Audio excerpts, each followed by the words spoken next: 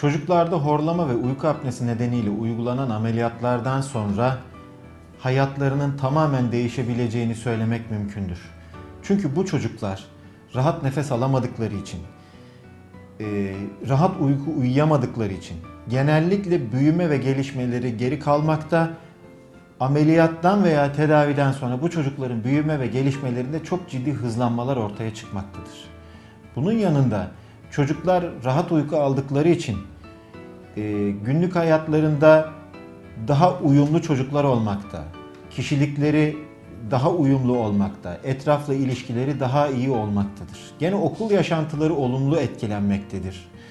Ameliyattan sonra elbette bir hafta 10 gün kadar sıkıntılı bir dönem olacağını kabul etmek mümkündür. Ancak uzun vadeye baktığımız zaman çocuklarda uygulanacak horlama ve uyku apnesi ameliyatlarının erişkinlere göre çok daha olumlu sonuçlar verdiğini söylemek mümkündür ve birçok çalışmada bunu göstermektedir.